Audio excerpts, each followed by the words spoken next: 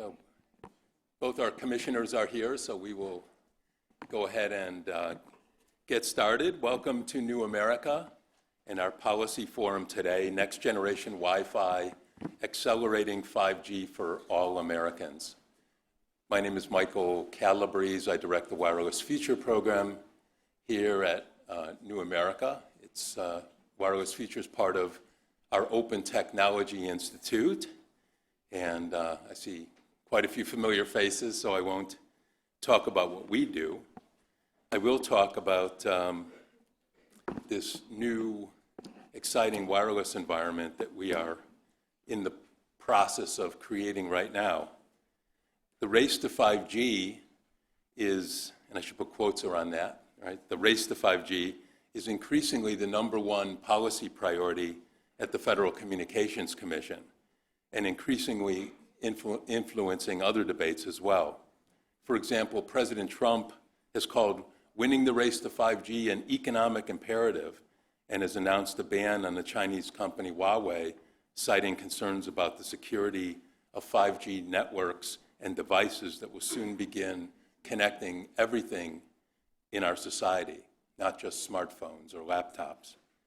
5G wireless networks will be characterized in general by much higher throughput, enabling gigabit-fast speeds, by much lower latency, that is the delay between transmit and receive, less than 5 milliseconds, and by the ability to connect a much larger number of devices in a small area, not just smartphones, but everything in your connected home or office, from appliances to your cars. This Internet of Things connectivity is the real game changer. What you'll hear today is that next-gen Wi-Fi networks will have all of these same 5G capabilities. Wi-Fi will be gigabit fast, low latency, and able to connect a large number of devices, and even prioritize those that are mission critical. Today, unlicensed Wi-Fi is an essential complement to licensed mobile 4G networks. Wi-Fi is the reason warnings of a spectrum crisis a decade ago never occurred, despite a roughly 40% year-over-year growth in wireless data. Most consumers don't even realize that 70 to 80% of the total mobile data traffic flowing over smartphones and tablets never touch mobile carrier networks at all and never touch licensed spectrum.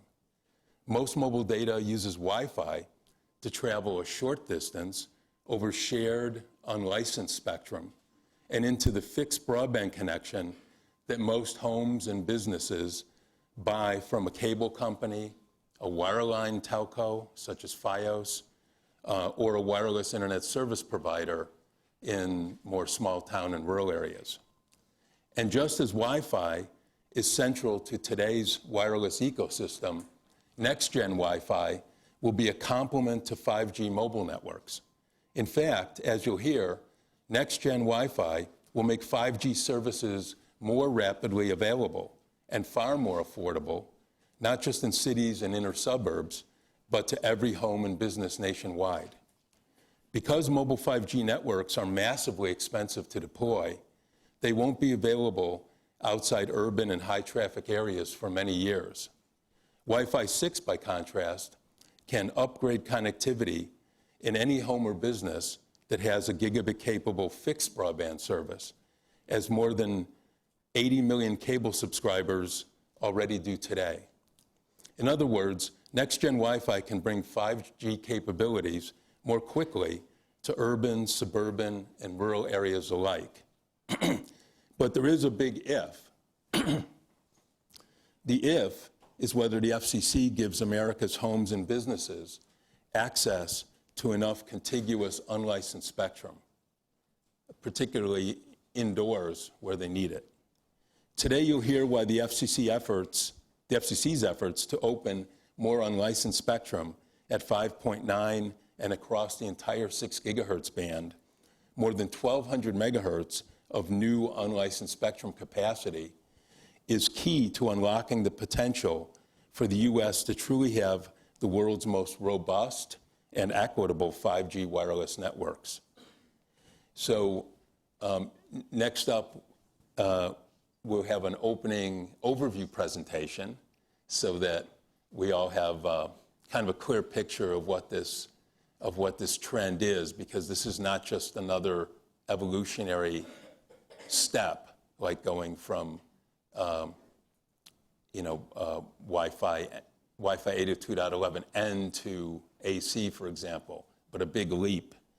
And that'll be Vijay Nagaranjan, who I'll introduce momentarily, then Commissioners Michael O'Reilly and Jessica Rosenworcel will join me up here for a discussion, a kind of a fireside chat without the fire, and then finally a panel of 4 industry experts to talk about all, and not just industry, also, I shouldn't leave out schools and libraries and public spaces, which will be included in our discussion, to wrap it up, along with your questions and comments. So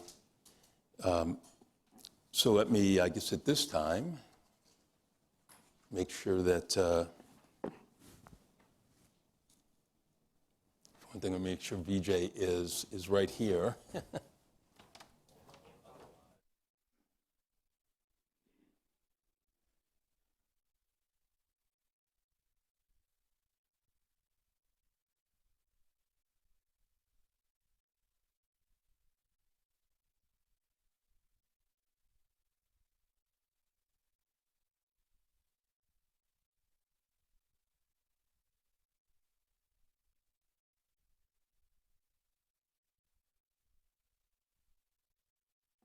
I think they were also so interested catching up with each other here. We bring them out. Okay, we got the whole crew. So to start us off is Vijay Nagaranjan, who is the Vice President of Marketing for Broadcom's Wireless Communications and Connectivity Business Unit, where he's responsible for Broadcom's Wi-Fi, Bluetooth, and GNSS products, and I believe Broadcom is the world's largest Wi-Fi chip maker, roughly. Yep. Yeah. So they make the stuff we need and know all about it. So I'll turn it over to Vijay. Thanks.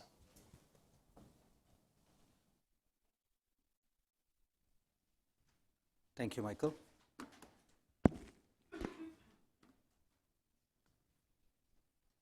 My presentation is going on. My presentation's on. Okay, hold on for a minute. I'm trying to get my presentation going. Just should just be that. Okay. Let me let them know. No problem. Okay. Anyway, so while the technical difficulties are resolved, let me just get going. It's a great pleasure for me to be here to give you my perspectives of next generation wireless, and more specifically the role of unlicensed band and Wi-Fi for, say, 5G services. For those of you that are unfamiliar with Broadcom, Broadcom is one of the largest semiconductor companies. We've more recently forayed into software as well. We do have a large footprint in the wireless space. We do RF front-end designs, front-end filters for 4G and 5G phones. And then we also do Wi-Fi, Bluetooth, and GPS that go into your phones, tablets, access points, cable gateways, and so on. That brings me to the topic of the day that I thought I'll discuss with you, which is the role of Wi-Fi in the 5G era. Okay, let's see if this goes now. Not yet. Okay, there. Okay, good. Otherwise, you're just going to say next, but go ahead. That's fine. So as we look at, and this is slow. Okay, So as we look at the evolution of Wi-Fi, this is a chart that I like to show to people. So it's been 20 years of Wi-Fi. We're celebrating 20 years of Wi-Fi this year. And it started from, say, 2 megabits per second back in the days all the way to multiple gigabits per second. And it has, over these years, manifested itself, morphed itself to support multiple use cases. So 11B, 11G was, say, designed to support basic internet access, say email. And then as we migrated from 11B to N, which is now retroactively being called Wi-Fi 3, Wi-Fi 4, we have support for email and reasonable web browsing. The turn of the last decade saw a lot more video consumption taking place among consumers, not just on your phones, your tablets, or PCs, but also in a new class of devices. And 11AC or Wi-Fi 5 took that head on. It tripled the throughputs, increased your coverage substantially, and really enabled the video consumption revolution, as so to speak. Right? So you now have the likes of Chromecast and Roku boxes and so on, which stream video to you at your will, all possible only through Wi-Fi. And as we go to the next generation, as we're looking at newer and newer services, call them new gen services or 5G services, Wi-Fi 6 is a technology that's been designed bottoms up to support all of that. You see that it not only supports the traditional use cases of email and web and video, it supports a broad range of use cases for a much more broader network, or many more users, so to speak, simultaneously. So much that 80% of your mobile data today, or your wireless needs, are actually on Wi-Fi. And the number varies, depends on who you talk to, but long story short, a majority of your wireless needs today are being met by Wi-Fi. And yet, I think with all the coverage that has happened around 5G, with a lot of perspectives that have been published around 5G, oftentimes the question comes up on whether Wi-Fi will decline as 5G grows. And when somebody asks me that question, my resounding answer is no, it just cannot. It just cannot. And let me use that context to also sort of explain the future of Wi-Fi, what it holds for you, and to cast it in the light of everything you've heard about 5G. From my vantage, 5G refers to any technology that meets a certain set of key performance indicators for the next generation use cases. Could be very low latency, could be very high speeds, higher coverage, higher mobility, and so on.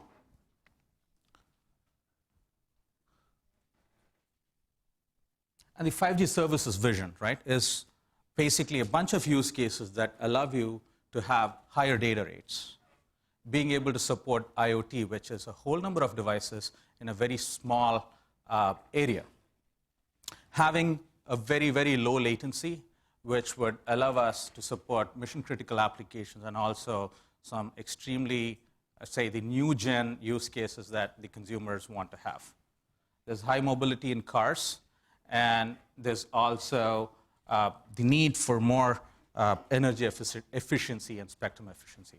All of these, as I see it, sort of makes up for the 5G vision. If you look at how that is being addressed as a technology, cellular 5G, which is what 3GPP is defining, is something that supports these 5G services by using different bands. We call it low, mid, and high. This is only part of the picture.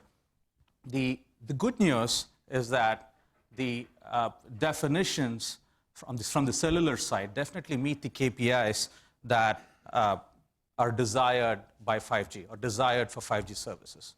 However, spectrum propagates differently. You have the physical characteristics of wireless channels are such that as you go higher and higher in frequencies, the propagation is restricted to a much smaller area. As a result, this creates the need for a much higher investment in terms of deploying 5G services, and also brings up a question of whether seamlessness of these next generation use cases is even a possibility. The answer really comes in the form of Wi-Fi. So you have all these different frequency bands having different coverage areas, but you have Wi-Fi that exists in every home. That is ubiquitous, and that's something that you use on a very, very regular basis. Wi-Fi provides you with a very, very cost-effective mechanism to offer cover for 5G cellular services. It not only helps you service the urban environments, but it helps you establish these 5G services in rural America as well. It helps you provide 5G services for devices that don't necessarily have cellular 5G. It really creates a complement for everything that is being talked about in the context of cellular 5G. So then you would question as to whether Wi-Fi really meets the KPIs that are being defined by the 5G vision. Yes, it's ubiquitous, but does it meet the 5G needs?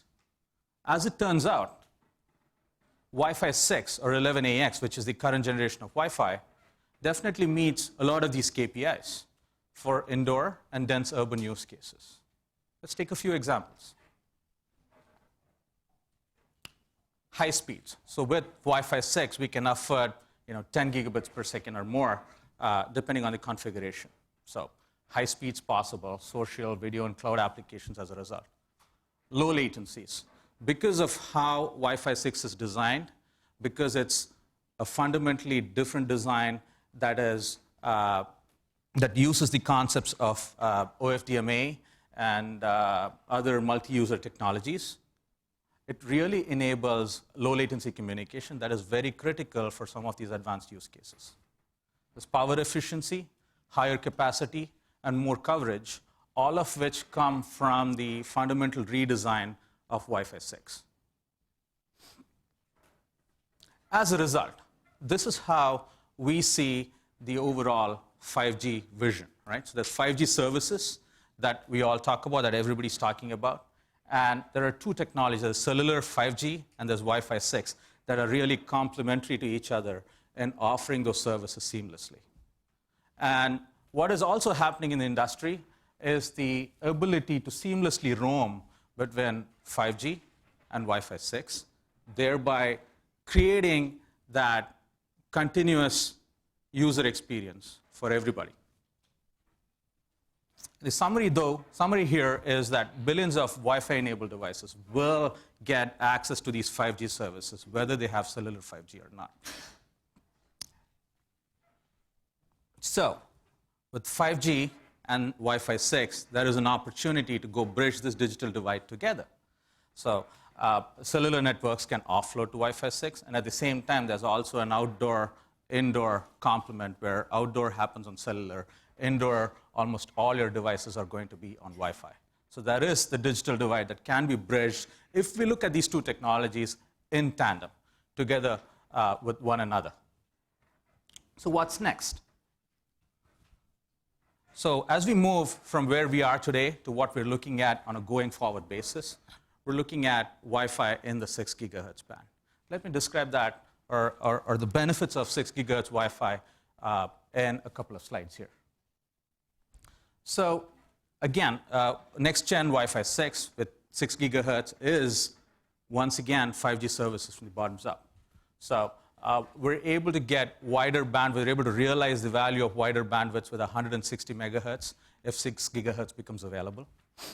It's 2x the bandwidth, 2x the throughput. There's more spectrum, up to 1.2 gigahertz of spectrum available in the 6 gigahertz band that we could make use of. And lastly, there's also the concept of fully scheduled traffic, where we're able to very, very optimally service all the devices that operate in the 6 gigahertz band, enabling a very efficient use of that spectrum, even more efficient use of that spectrum than has been occurring in the 2.4 and 5 gig band today with Wi-Fi 6. 160 megahertz really helps build on top of the stability that Wi-Fi 6 offers. So today with Wi-Fi 6, because of these multi-user concepts, a lot of our customers, a lot of people are adopting Wi-Fi 6. They're getting the stability that they want because they're getting throughputs, much better throughputs across the whole home, across the enterprise, and they love the stability that Wi-Fi 6 is creating. 160 megahertz will key in on top of that and enable those consumers to have much wider bandwidths and therefore much higher throughputs, lower latency communication. This can be deployed both in apartments and in dense apartments and single-family homes. Now, if you look at 6 gigahertz, it really brings 160 megahertz to life. And today we have 260 megahertz channels being available in the 5 gig band, both of which are limited by DFS, that we have to make sure that we're complying with DFS, and therefore it's not really used as much as we would like it to be. 5.9 does give us one more 160 megahertz band, but if you look at 6 gig, it affords us up to 760 megahertz channels that would really enable us to capitalize on the goodness that Wi-Fi brings to all of you. With 6 gigahertz, it's also greenfield because you see that there are no legacy devices in the 6 gigahertz band. There's legacy devices in 2.4, there are legacy devices in 5 gig that have to contend with 11AX, but with 6 gigahertz, it's just going to be new devices that are 6 gig capable, that are AX capable, as a result of which you're able to fully schedule traffic in 6 gigahertz band. So it's all OFDMA, it's all multi-user communication, therefore it's that much more efficient when you're talking 6 gigahertz Wi-Fi. And it'll also be the most efficient and friendliest technologies as yet, because the airtime overhead is substantially reduced in the 6 gigahertz band, right? So because these are just newer devices, it eliminates about 70% of the overhead required for communication. And these devices can communicate in a much more lower and much more effective power levels than they are doing so today. So they're going to be less noisier, more friendly. So this is going to be the most efficient Wi-Fi technologies yet when 6 gigahertz band becomes really available. As a result, if you look at sort of the relative compares of the key performance indicators between 2.4, 5, and 6, we do get double the throughput or more. So double the throughput just in raw rates, but in capacity and in average rates much higher than 2x throughputs as we go from 5 gig to 6 gigahertz. Range is going to be lesser simply because of the physical characteristics of 6 gigahertz as compared to 5, but the latency is also going to see a substantial improvement going from 5 gig to 6 gig. So then if you step back and look at the so-called 5G use cases or 5G services and see which of those Wi-Fi can aptly service, you can see that most of these use cases that I've highlighted in bold are use cases that can actually be serviced by Wi-Fi 6, especially with 6 gigahertz being available, especially with us being able to realize the value of 160 megahertz. If you dive in to a little more detail, there's very low power Wi-Fi, which would help us get about 2 gigabits per second of throughput with sub-millisecond latencies at a distance of, say, 2-3 meters. And these are newer use cases that can be enabled with that class of device. We're looking at, and everybody is talking about AR and VR. And most of the AR, VR devices today are cabled. They need a cabled connection to the computing device that has to generate all of the content and provide to the head-mounted device. But if we can get enough bandwidth, if we can get enough capacity at short range, at very low latencies, that can translate into a wireless AR, VR device that would be, say, very appetizing for a section of our future consumers. There are also other use cases, such as in-vehicle entertainment, that becomes very interesting for this class of device, which is the very low-power class of devices. The other thing, specifically on the 6 gigahertz band, also is the low-power indoor type of devices. Now, if we can guarantee about 1 to 1.5 gigabits per second up to a range of 7 meters, what that effectively means is you're getting gigabit throughputs across your homes, whether it is a single-family dwelling or a multiple apartment complex. So all of these could be, supremely game-changing when it comes to the future of Wi-Fi 6, and also this 5G era. With all of that, and I turn to our friends from Cisco when I refer to the VNI, with all of that, you can see that even in the 5G era, we expect more than 70% of your data to actually go through Wi-Fi. That's not going to change. So, I'm coming a full circle here to answer the question as to why there is no demise of Wi-Fi in the 5G era. If anything, it's going to thrive. And even in 2022, Cisco says, we're going to have, again, 80% of your data needs being met by Wi-Fi. So all said and done, Wi-Fi is going to be a very critical part of your future, very critical part of your wireless life, very critical part of the 5G era. So with that, I would like to conclude my talk saying that in order for us to fully unlock the benefits of Wi-Fi, especially in the 5G era, more spectrum would be useful. 6 gigahertz is the best bet for us. Freeing it up will really help us generate or get to this Wi-Fi superhighway, if you may. It will absolutely enable these 160 megahertz channels, and as I said, that is very critical to realize the full value of these 5G services. And if the NPRM is approved, then we could have up to 7 160 megahertz channels in this 1.2 gigahertz band. With that, I conclude my talk. Thank you.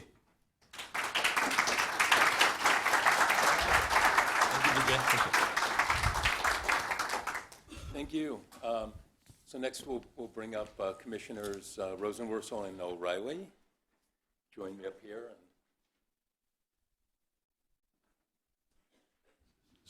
You, Mike, and Jessica. Great. All right, well, thanks for doing this. So I always love it when these two are together because it's our bipartisan dynamic duo. So I'm not, and I meant to mention this at the top, I'm not going to read through everybody's bios, not only because you're familiar, especially with these two, but because we handed out bio summaries. But I did want to mention that they do have a few characteristic things in common. Both have long experience on the FCC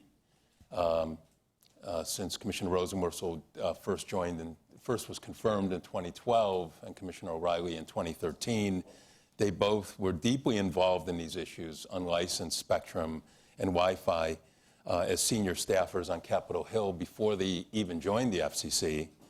And they're both currently the leading champions in government for this vision, I think, that you just saw for more licensed and unlicensed spectrum for a very broad-based 5G ecosystem. So we'll ask some questions, and then I don't know if there's time, if you're willing to take a question or two from the audience, but we want to keep this to the 30 minutes. So first of all, as we just heard, Wi-Fi today is already critical to connectivity and affordability, carrying 70 to 80% of mobile data traffic flowing over smartphones and other mobile devices. So do you see, I guess you saw this presentation, I don't know if, do you agree, do you see Wi-Fi continuing to play a key and complementary role in a 5G wireless ecosystem? Or is, for example, sometimes there's suggestions that, a mobile carrier 5G world will sort of eliminate the need for Wi-Fi? You're in the center. Okay, I'll go first. So I agree with the presentation, and I would actually say that in the last many years has been this vision that Wi-Fi competes with licensed spectrum, or unlicensed and unlicensed compete. And I think in a 5G universe, that doesn't happen. You're going to see much more complementary roles. They're going to intertwine very smoothly.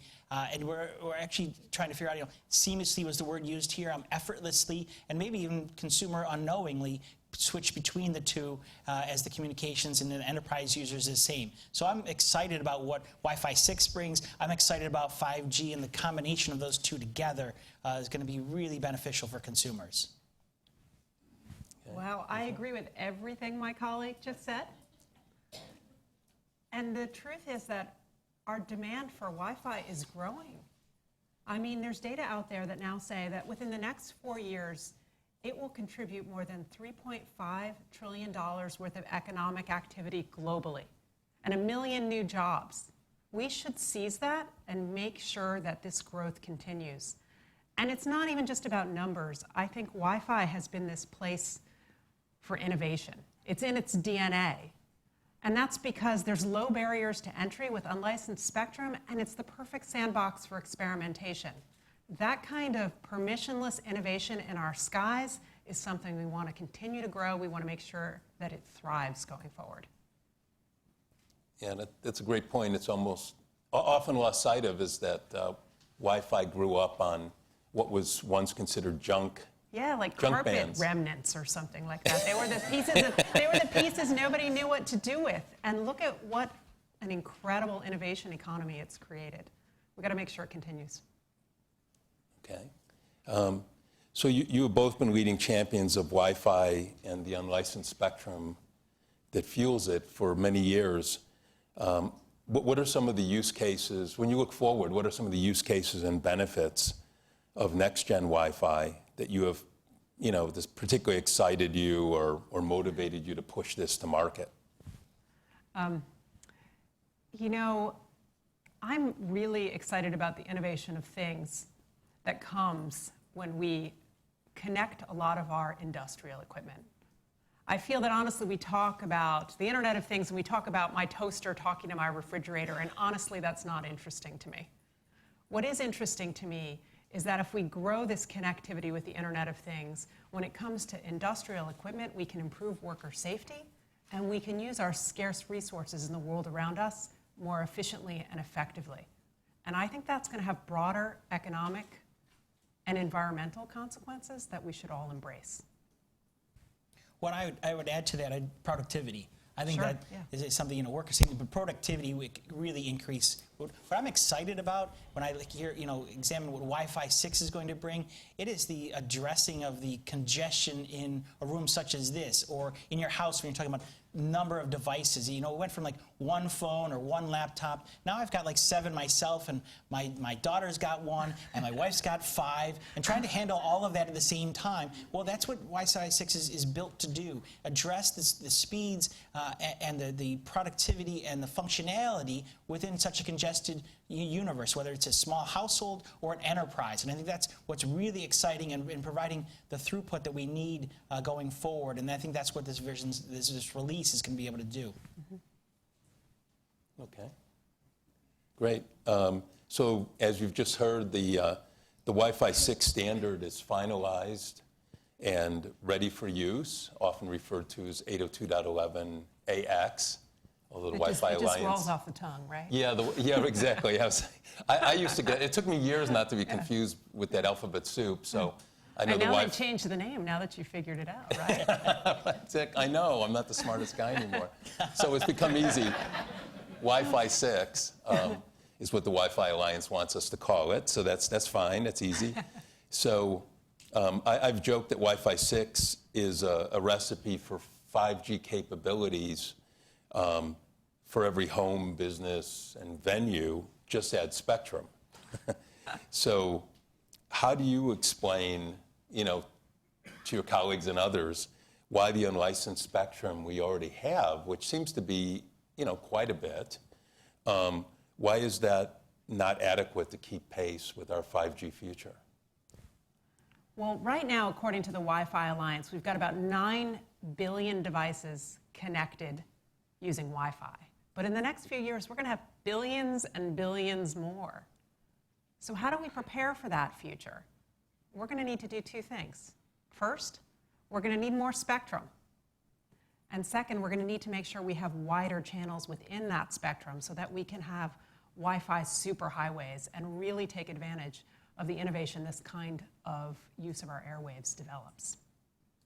What I would answer your question this way and say, I don't think I have a hard job convincing my colleagues at the Commission or in the public in general, those in the policymaking side, the need for additional spectrum, the need for additional bands for unlicensed services. I think that's, pretty much that ship has sailed in a good way. That is going to happen. It's just a matter of how and where we're going to go through that process. And that's the tough job that we have.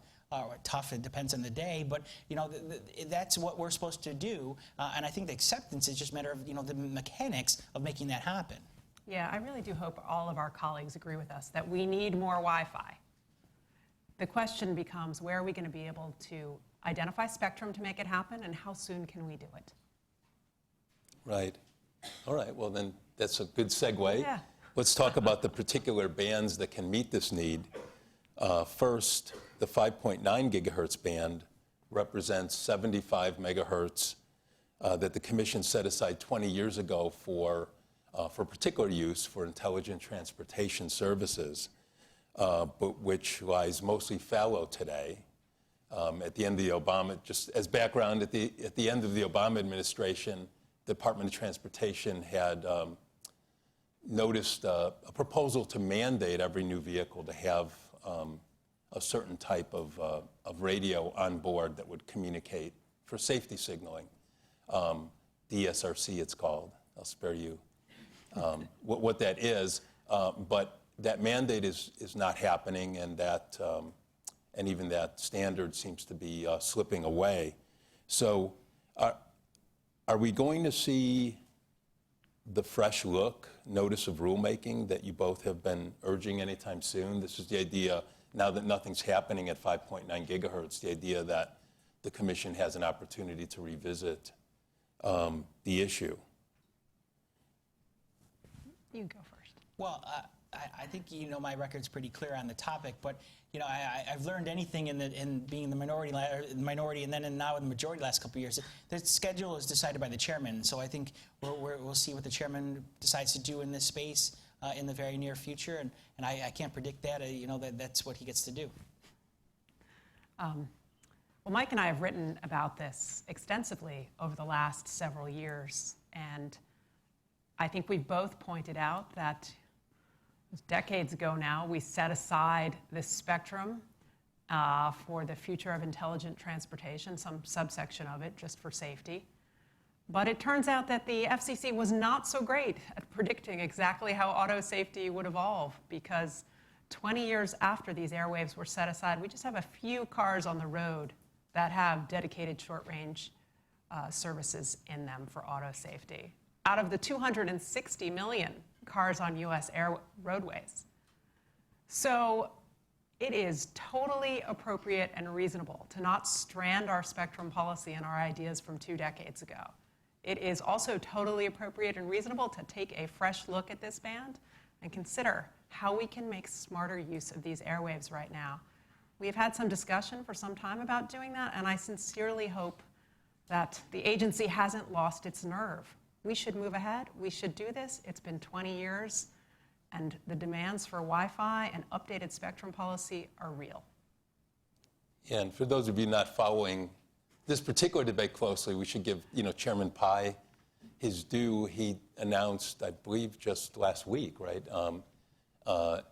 in a speech at Wi-Fi Now, that the Commission would be putting out this fresh look notice, although he then pulled it back after the Department of Transportation asked for a brief reprieve, 30 days to, we're not sure why, but there is a delay until we see it. I think we should find a way to speed this up and not slow it down. It's been a long time since we set aside these airwaves, and it merits a fresh look. And I hope we can do that as soon as possible. So when the notice comes out, should the Commission be proposing a specific change, such as looking at other bands where vehicle-to-vehicle safety could potentially move? or segmenting the band, which would be maybe a second best option. There's been proposals for Wi-Fi to use the lower half of the band and for safety to have exclusive use at the top. Although it seems like there's reasons now to consider whether consumers could get a win-win by having safety in a different place where it wouldn't be sandwiched by Wi-Fi above and below it. And are you willing to go out on a limb on this at all?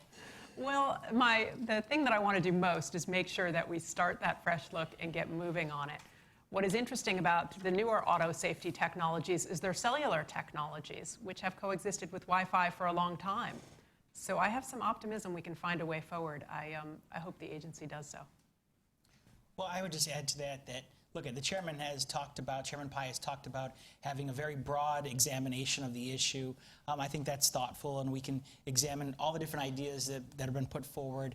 One thing we have to keep in mind is a lot of the safety features that were envisioned in DSRC many years ago have been accomplished. They're just not done in 5.9. They're done elsewhere. Many LiDAR, a number of different technologies that are implemented in cars today are not done at 5.9. And so we can take them off the list and say, okay, what are we really focused on? What's left that needs to be accomplished in 5.9? And I think that's where that adds to that conversation that we're going to explore at some point.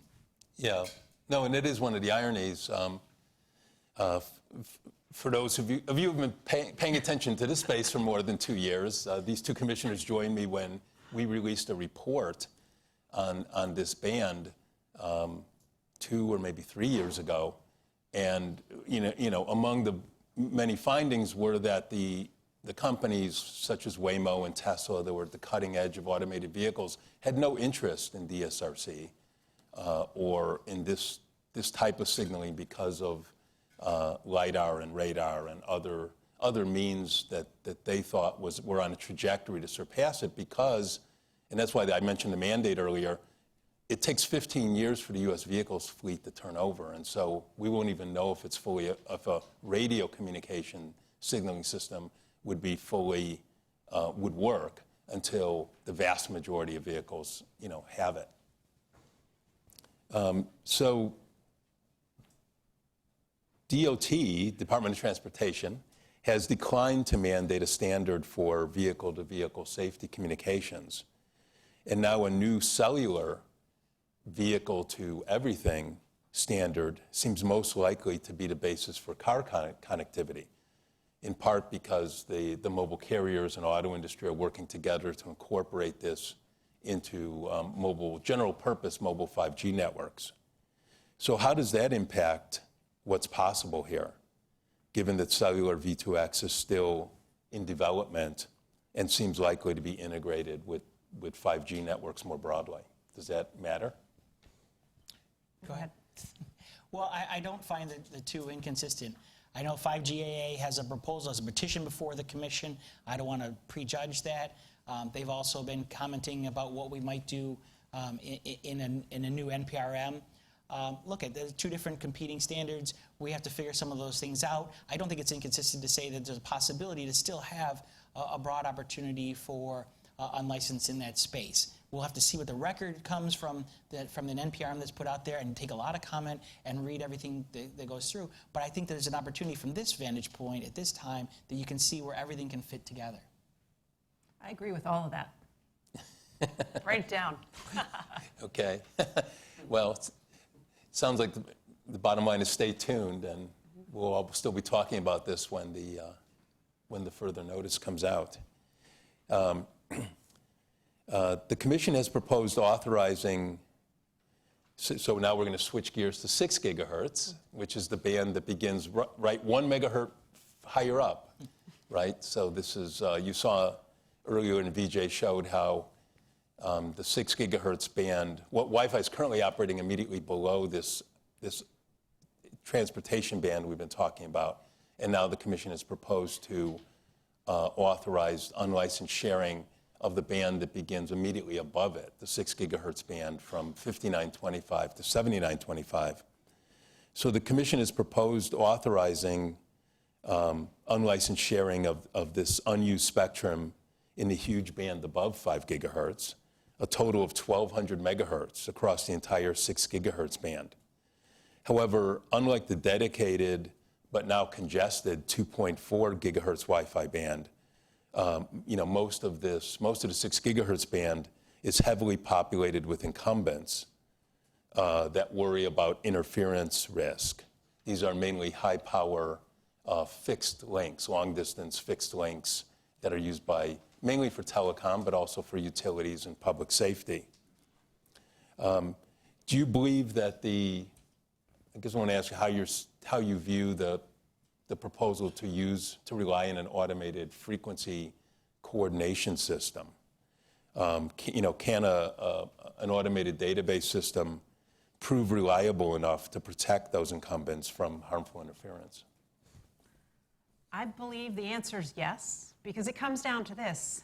We are putting a crazy amount of activity into our skies in this new wireless world. And I think we at the FCC would be crazy if all we did was rely on same old distribution schemes of exclusive use licenses. By taking advantage of sensing technologies, we can start to identify when airwaves are in use and when they're not. And the best evidence we're going to have of that in the near term is our work on the 3.5 gigahertz band. Because we've come up with a way to accommodate in that band military radar, licensed commercial use, and unlicensed use for Wi-Fi. And I think when we can demonstrate that we do that with sensing technologies, we're going to have a model we can export to other bands. And we can go from this world where we believe we have a spectrum crunch to one where we develop abundance by using our airwaves more efficiently using these technologies. So I would agree with a lot of what my colleague Oh, says. there's always going to be a point. There's always a slight portion. I think There's always gonna be. yeah, there's always a slight.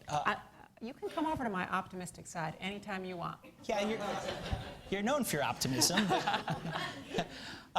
So I would say that AFC is going to be very important, and the work that I've worked really hard to make 3.5 gigahertz happen, both on the PALs, which we hope to be just momentarily. It's going to be a little bit where every day we're just like, can it be tomorrow? Can it be tomorrow? So we're almost there on the unlicensed side, and on the PAL side, we're hoping to schedule that auction for next year. Working through a lot of different issues. People have said, "Oh, you've waited too long on that." And the answer is no. Those things were going to be delayed, notwithstanding the work we did in changing some of the PAL license sizes. So I'm excited what we're able to do with AFCs and 3.5. And I think they'll be valuable in a number of different places. I don't think they're for everything. We're still going to need cleared bands. We're still going to need licensed spectrum. So it's finding that right balance. I think an AFC makes complete sense in 6 gigahertz because you have a band that you're not going to export everyone that lives there today. It's not possible. It's a very, very active, very highly used band. And I think it's something that an AFC makes complete sense for handling that traffic from an unlicensed universe and opening up that 1.2 gigahertz that our previous speaker talked about. That's really exciting. We talked about the one channel that we may be able to make available under 5.9. Here we're talking about 7 additional channels of the 160 megahertz, the broad speeds that we're able to be able to use, make available to consumers. So that's really exciting, but it's not something that's going to happen in the immediate. We're working through that item. I pushed really hard to get it. I'm glad that the Commission has moved forward to adopt that, but now we are in the comments, and now we're in all the different tests that have been, testing and studies that have been submitted, and we're working through that, and that's what you expect out of the Commission, and hopefully we're able to close that relatively soon. That's almost optimistic. It's almost. I like it. Yeah, it's important to be optimistic in this game because it's so easy to trot out the worst case corner scenario and say, yeah, cynicism in spectrum policy will mean that we won't change a single band plan that we know today. We got to look for ways to be really creative with what's going on in our airwaves, and I do think we're doing some of the most creative things we can in these bands for Wi-Fi, and I hope we continue. You both scooted over what I think is an really important point here that some in the audience maybe didn't quite catch is that this automated frequency coordination system, this automated database, is something actually a much more complex version of it, like the version in 6 gigahertz that would be needed in 6 gigahertz where everything is static, should be fairly simple. but the Commission has already provisionally certified a more complex version of this to protect the Navy Yes. in the Citizens gigahertz, Broadband Radio yeah. Service, right, 3.5 gigahertz. So, I mean, that is It's supposed. really exciting. Yeah, that's. I mean, yeah, we've it's- managed for the first time to identify airwaves that have some military use, but we're working with the Department of Defense to make sure that there's also commercial opportunity in that same band. I think that just bodes well for the future if we can develop a technical and cooperative model in other bands going forward. So wouldn't you think if it's safe enough for the Navy, it should be safe enough for these fixed point-to-point links that aren't moving? I think it makes a lot of sense. It makes sense. I think makes that's why we sense. teed it up that way. Yeah. And that's why we take comment and replies. But I think, I think you highlight why we can move forward at some point in the near future. Okay, let me follow up on 6 gigahertz with the issue that's most important to, certainly to consumer groups and our public interest coalition. And that is another thing that may have gone over people too quickly was in Vijay's presentation. Like everything at the FCC, 6 gigahertz is more complicated than this. There's actually 4 different band segments that have different incumbents in them. And so while 1,200 contiguous megahertz, 760 megahertz channels, this is where, the big impact comes. While that would be a huge boost for Wi-Fi, there is a catch, which is that under the FCC's proposal, very low power indoor only use, in other words, where the incumbents could be shielded by the building around you, like in this room, free from database control, would be limited to the 2 smallest band segments and free up only 1 channel as wide as 160 megahertz. So I don't know if you're willing at this point in the process to comment on whether there's going to be an effort to overcome that, to try to see if we can't get at least at some low power level indoor only use across the entire 1,200 megahertz. I'd like us to do a lot to have more indoor low power use across all 4 segments. And there are 2 reasons why. First, we'd have much greater economies of scale for devices that would really make this band more vigorous.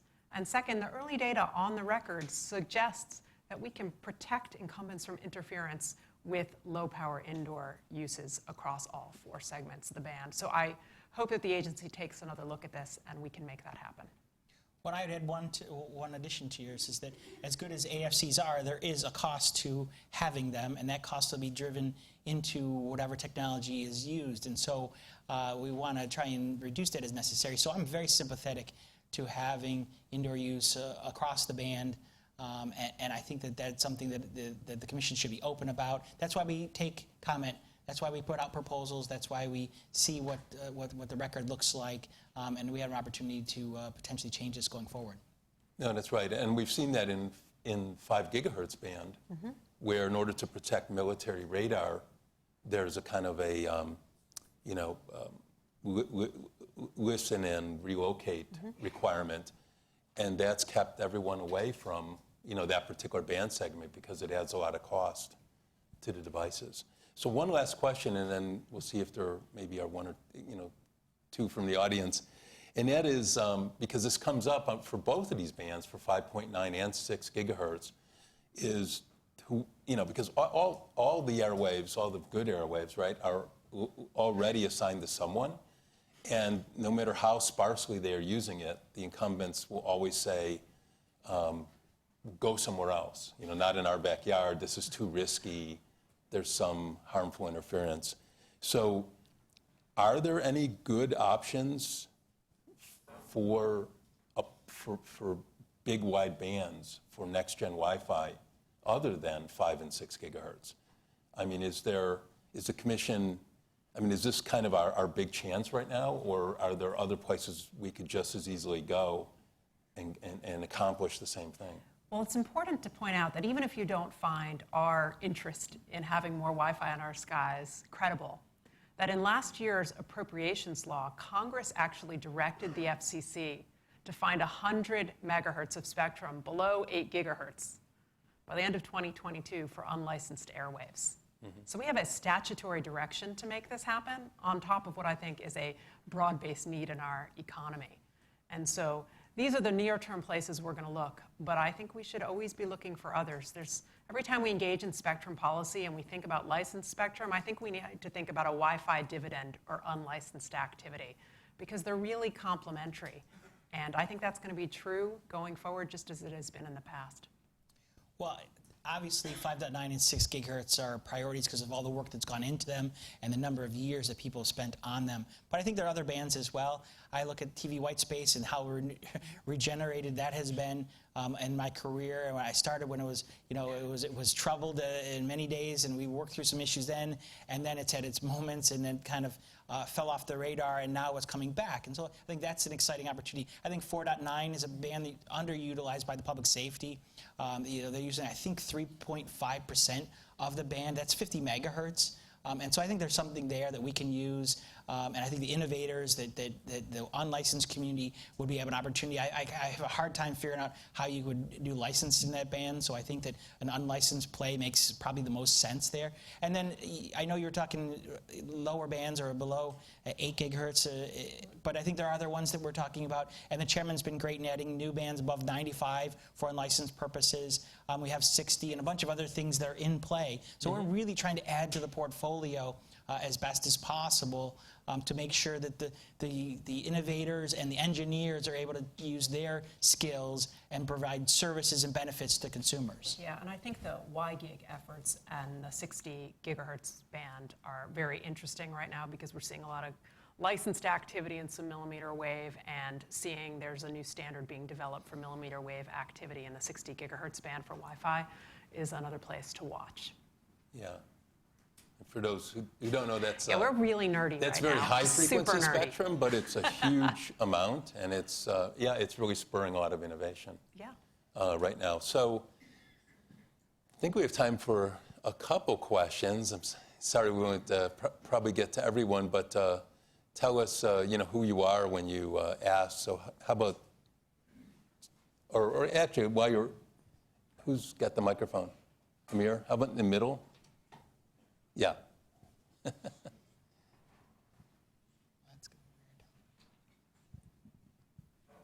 Thank you so much for the panel. I'm Yo-Yo from Hong Kong Phoenix TV.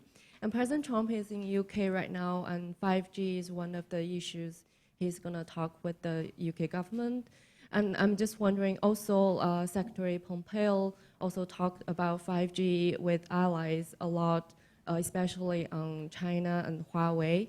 So my question is, what's the evidence of Huawei is being a national security threat to the US? And also by the Chinese government is criticized by the US for promoting the 2025 industrial policy, including development of 5G. But President Trump had been intervening by issuing like executive orders. So is this good for the 5G development for the US and also around the world? Thank you. Well, it's not relevant to the topic, but I'll leave it up to you whether either of you want to say anything about it. The FCC is an independent body, and I leave to the foreign policy and some of the national security concerns to the experts. A couple of you indicated are working on these issues. 5G is incredibly important. It does have national security concerns that have been raised on multiple different fronts, and we just have to work through them. We have a role in that equation, but not the deciding role, and we're working with our expert agencies and Team Telecom to try and address that as best as possible. Okay. Over here. Hey, this is Howard Buskirk with Communications Daily. I wanted to, so I don't want it to seem like a downer here, but these bands do seem to take a long time. Witness 3.5 and 4.9 and 6 gigahertz, we're still in pretty early stages. What are your projections for about how long it's going to take before users are actually going to be able to use the spectrum? And are there dangers of that in terms of, does it pose dangers if it's too long in terms of both innovation and also something you talked about Wi-Fi exhaust before. Well, I think we're both here working together because we think speed matters. We want to make sure that this happens sooner rather than later. But I do think it is helpful that we have this appropriations law from Congress because we are charged with making at least 100 megahertz of spectrum available below 8 gigahertz in the next few years. And I think if we want to make that happen, we have to get moving right now. Well, I would agree with your point. Spectrum policy is hard and it takes longer than you would like. I've been at the commission almost 6 years, and I've said everything that I work on takes longer than I would like. Yeah, everything takes an extra 2 years than it should. Now, the 3.5 you mentioned, that wasn't because of the work that I did. There were other things that we're trying to work through, and we're finally getting the SASs and the ESCs operational. And that's what. And now we're working on the auction software has been part of the process in there. So there are reasons, and there are things that we're working through at the commission to try and solve these things. I don't think there's going to be spectrum exhaustion. I think that this people who work in the space know it has to happen. We have to figure the right bands to be able to innovate, bring the services that our previous speaker talked about forward. And so I'm excited. It's going to take us more effort than we would like, but that's why you get all the excitement at the end, right? Maybe one more. Yes, sir, right here.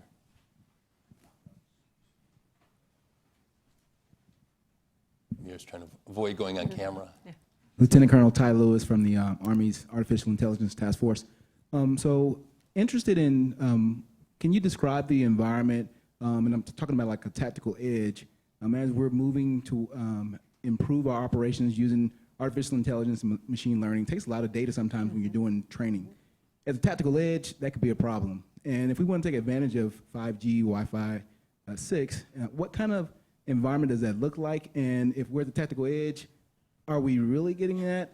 If we have to reach back to do some training to maybe CONUS or wherever, we could realize the 5G type of speeds. I'm sure I understand the question. Well, I'll answer it this way, and hopefully this gets to the point that you're asking. The technology is going to require a lot of effort, and it's going to, you highlighted the edge part of the equation, which is in 5G, we're expecting most of the computing to move away from central located servers and more out to the devices and to the technology more closer to the consumers. That's great benefit to consumers. It adds tricky things as it relates to national security, one of the question.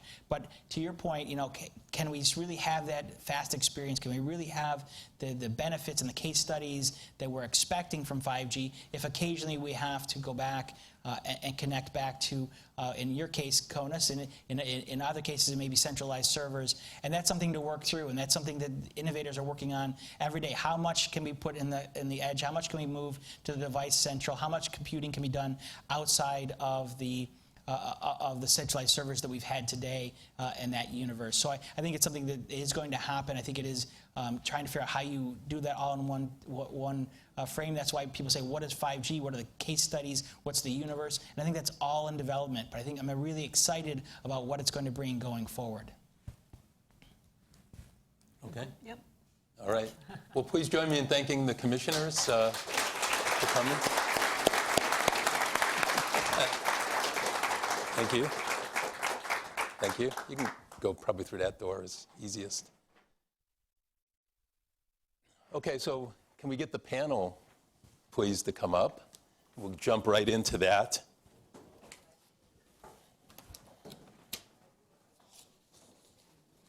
And it's a different list of questions.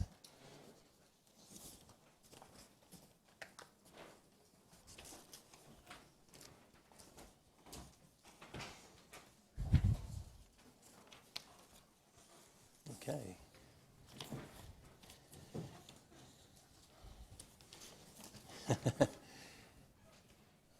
All right. Welcome, everyone. So we have a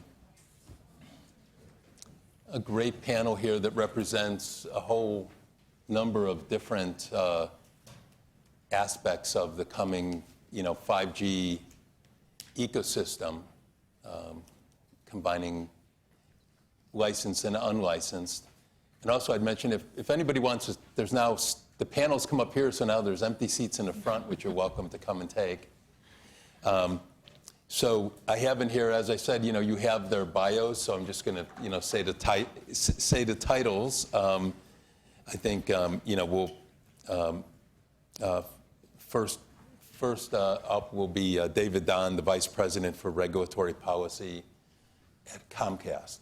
And I just want to, have each of our panelists just take a few minutes to tell you, what's their take on this sort of evolutionary leap forward Wi-Fi 6 and unlicensed in the spectrum we need. And I think David's been focused, obviously, a lot on the home, since that's Comcast's business. So how do you see this happening? Well, first of all, Michael, thank you for having me. I love being the wireline operator in a wireless panel. Always wonder why we get invited to these. But actually, this one is pretty clear why Comcast should be on a panel like this. When you see that previous discussion, the last two discussions, there's a lot going on in this space and a lot to process. But fundamentally, we're at the front lines of this. We are where this technology and the debates happening in Washington go from being theoretical debates to actually being impacted and impactful to our customers. We're the largest broadband operator in the country, and we realize that most of our customers equate Wi-Fi with broadband connectivity. Those little bars, that symbol of Wi-Fi, no one says, oh, I have Wi-Fi connectivity. They think I have broadband connectivity. And as the largest provider in this country, we understand the importance of these debates and the importance of getting more spectrum allocated to Wi-Fi to ensure that it meets the capacity of our networks. Comcast, I can speak for us, has deployed gigabit broadband across our footprint. We pass over 58 million homes, and the vast majority, almost the entirety of them all, have access to gigabit broadband networks. But our customers integrate with those networks using Wi-Fi.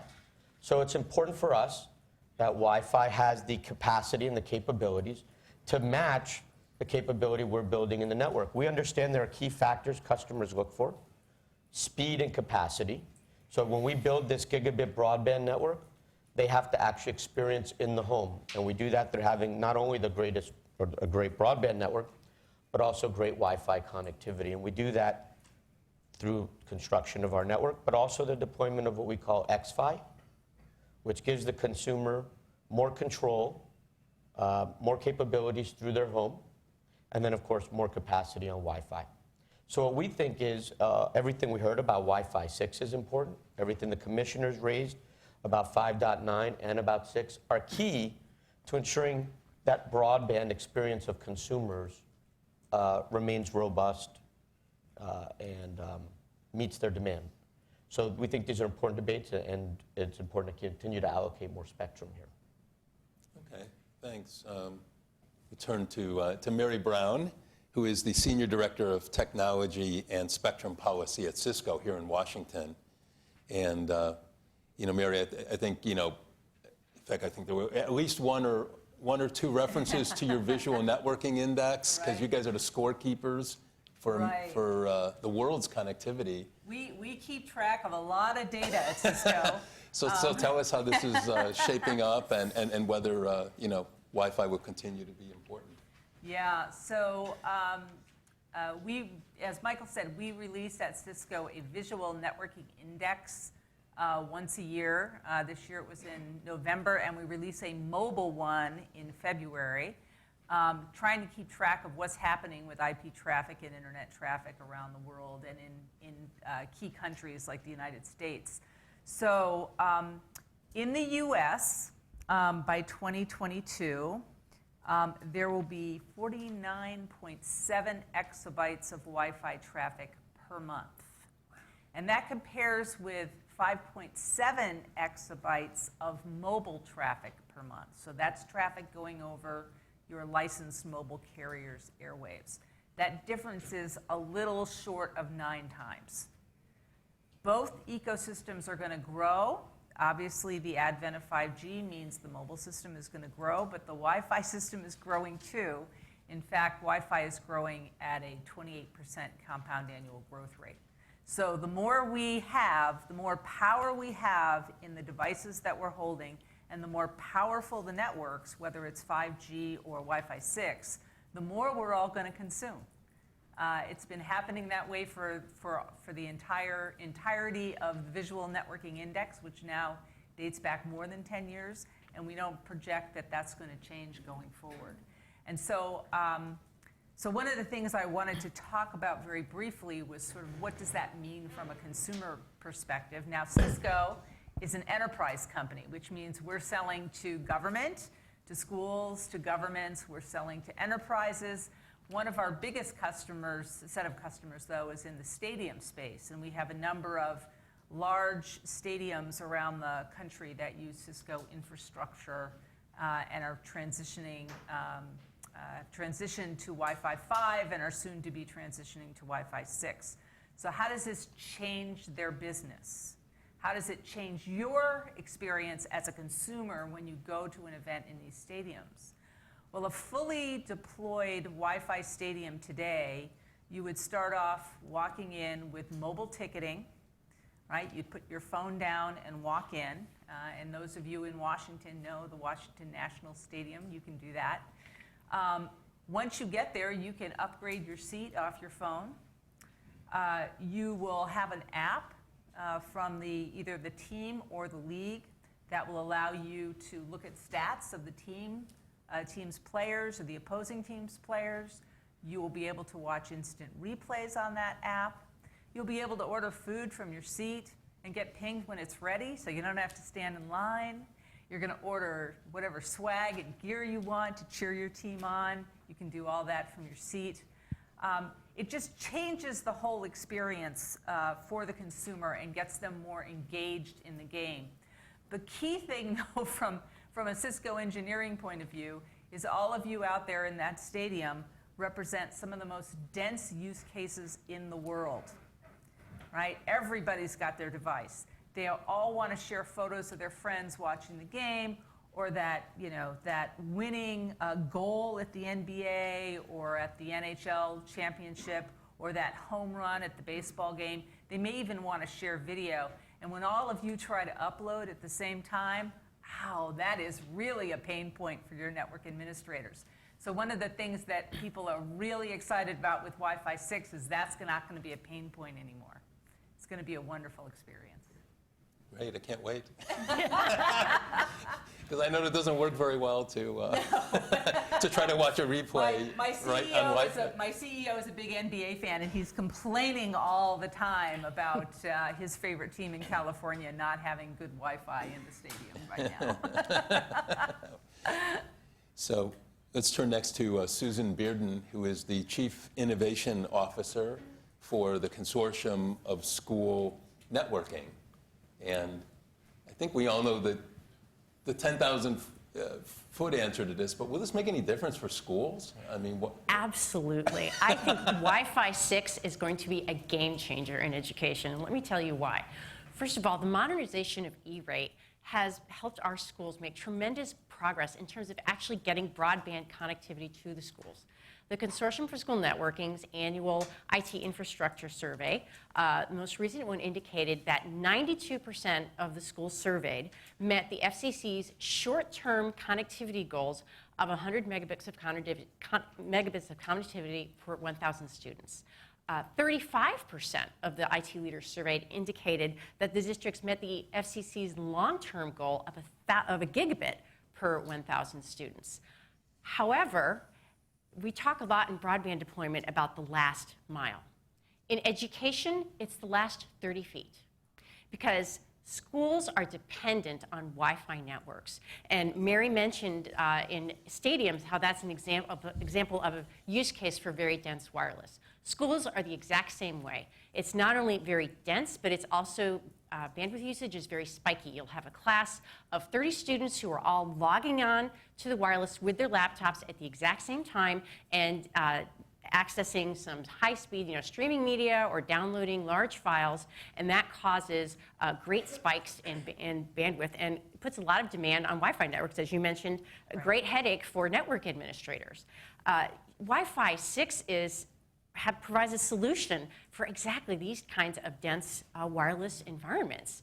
And what happens in education is that when the Wi-Fi doesn't work, you end up with lost instructional time.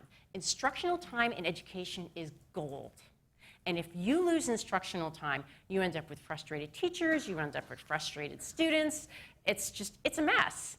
And it's not what you want. In order to leverage the power of technology in education, you need to have seamless Wi-Fi connectivity. And a few other things that people don't also think about is it's not just what we think of as laptops or tablets that are connecting to the internet. You also have the Internet of Things devices that are connecting in schools. Whether we are talking about program robots, Mary and I were talking before the session about a school where she had a technology director who was dealing with programming robots that the students were programming, and the impact that was having on the Wi-Fi, and the students following the robots going down the halls with their laptops. That is a very real use case in education. You also have the impact of other IoT devices, including school security. And that's a really important consideration, is that when you're talking about, in today's school security environment, you're talking about video cameras and other high-impact network devices that are using up a lot of bandwidth. We don't ever want to be in a situation where we're sacrificing quality student education in order to keep our students safe. And another, I also just want to mention the potential impact for libraries. We haven't talked a lot about the digital divide in this presentation, but the digital divide is real. There are, good, I'm glad we're going to talk about it.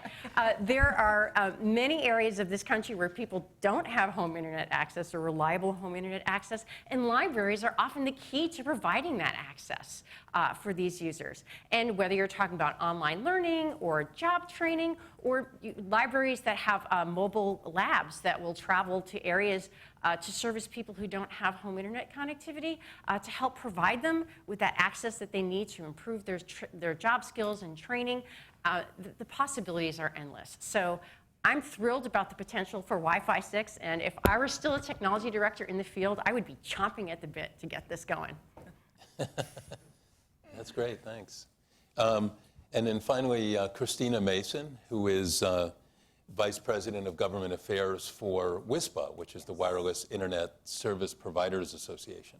Yes, absolutely. So, we're talking about the same thing. We have a slightly different context. So, WISPA represents fixed wireless internet service providers who service a largely rural demographic, up to about 4 million folks in rural America, providing high speed, up to gigabit speed, internet access through fixed wireless technology. So I say different context because we're all talking about broadband. We need more broadband access. Ours is more high-powered outdoor use, but it's the same highway, if you will. We're all on the same road, and we need more lanes. And that's what it kind of boils down to when we think about the opportunity for unlicensed spectrum. That is really the highway over which our members are able to deploy internet to the folks who need it the most. We're talking about underserved, unserved communities, the rural digital divide, bridging that. Our members can do that quickly, cheaply, with fairly little overhead. They're bootstrap companies, they're small guys, but what they do need is spectrum access. And so right now, our kind of workhorse is our favorite kind of band is the 5 gigahertz. But that's why we're excited for opportunities to expand those lanes, allowing our members to really provide this connectivity that everyone is talking about now. That's the hottest issue, at least here in DC. And of course, abroad, is that how are we going to bridge this divide in a way that is effective and is, cost effective as well as technologically effective. So our members are in a position to do this, but again, it boils down to the spectrum access that allows us to move these high speeds across fairly large areas of rural America. So we're excited for the opportunity. We just need, obviously, a little bit more unlicensed spectrum space. Again, our guys are smaller providers. We wish we had the resources Comcast has, and if we had, perhaps this would be less of an issue for unlicensed. But in order to compete and be able to provide low-cost service to the people who need it most, we need this unlicensed access. With that said, we do have existing incumbent use of a lot of these bands, so we are sympathetic, and we sympathize, and we actually are sensitive to the needs of protecting incumbents and making sure interference doesn't cause problems across the board.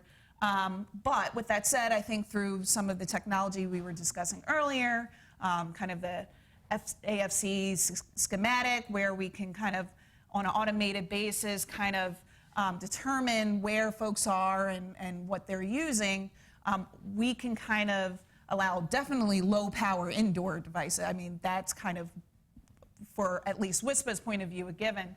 But at least even allow high power outdoor use so that we can get and kind of beam this internet right to the people who need it most.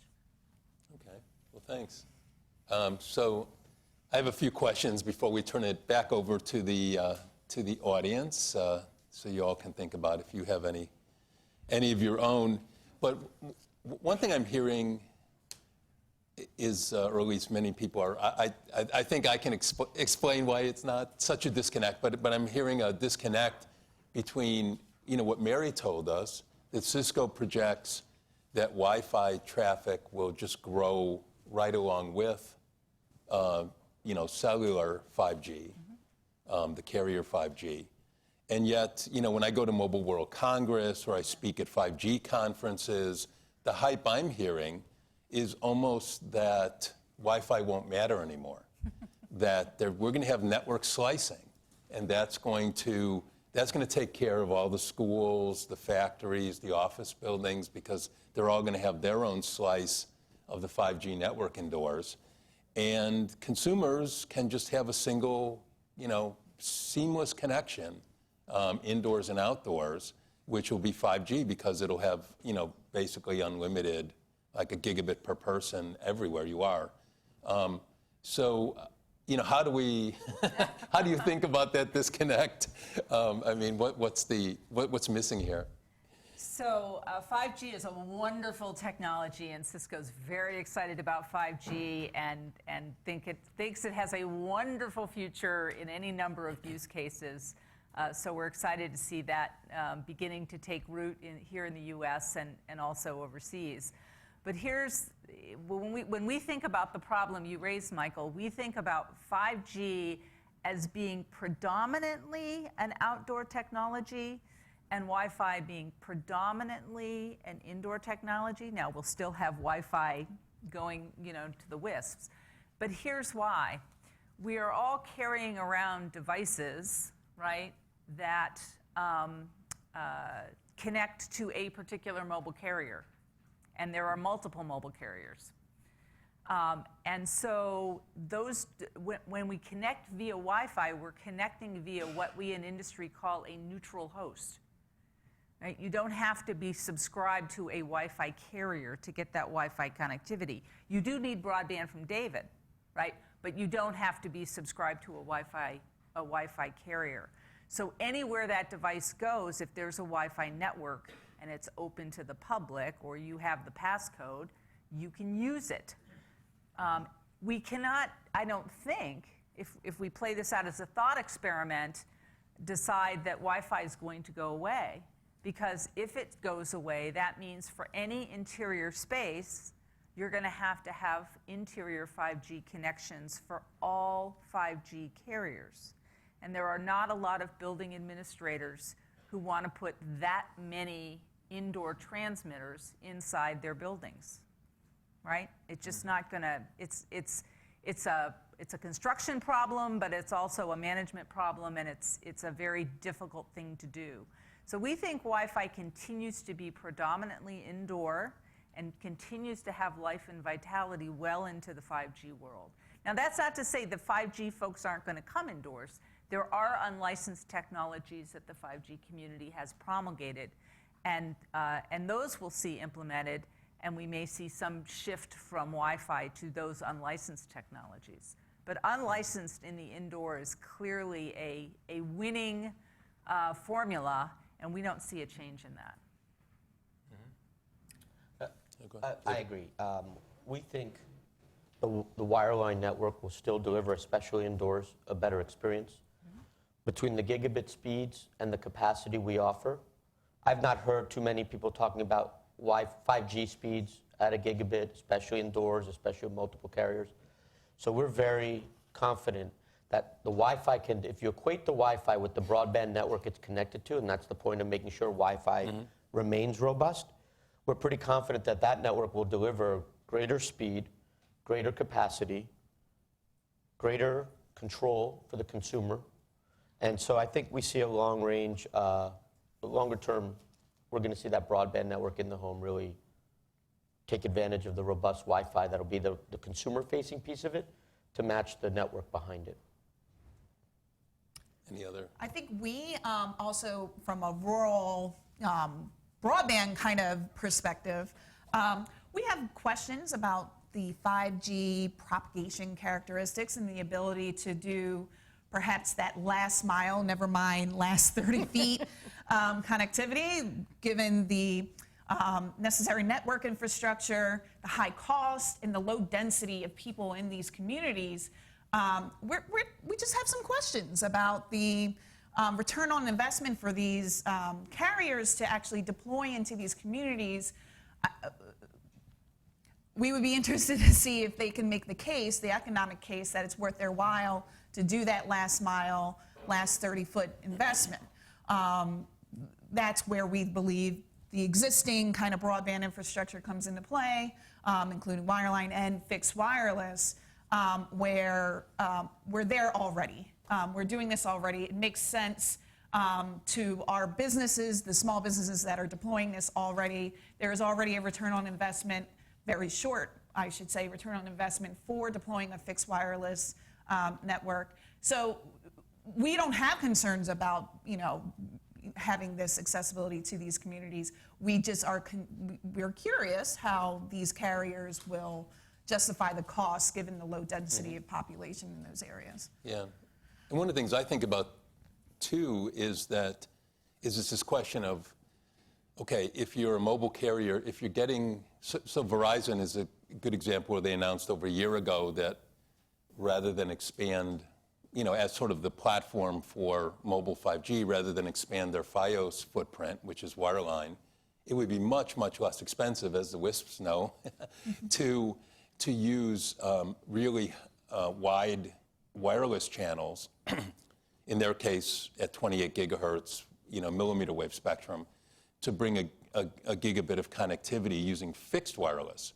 They say they're going to do it to like another 32 million homes in urban and suburban, all the top 100 markets. And that's great, except that if you need millimeter wave spectrum to bring a gig to the home because you don't have a wire, then that doesn't go through the walls, right? You can't get into the home. And I believe, I'm almost sure it's true, I should have checked because I didn't anticipate saying this, it is that Verizon is combining that new service with Wi-Fi. In other words, just like Comcast, when the fixed wireless gets to the home, then it's going through your Wi-Fi router in order to be distributed. And I think you just identified the priority of this, right? The weakest link in that transmission potentially could be the Wi-Fi. If you can get a gigabit to the home, whether it's wireline or using millimeter wave technology that other carriers are using, that's fine. But in the home, if you can't deliver those gigabit speeds, that's where the consumer is not experiencing the capabilities of your network, which is why it's important we get Wi-Fi capabilities to match the capabilities of those transmission networks. Right, and on mid-band spectrum too. And I'm just going to jump on her concerns about rural areas.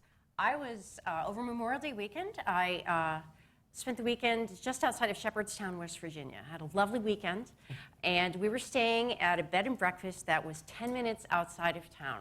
Now, Shepherdstown is a university town. 10 minutes outside of town, no cell connection. And the bed and breakfast relied on satellite.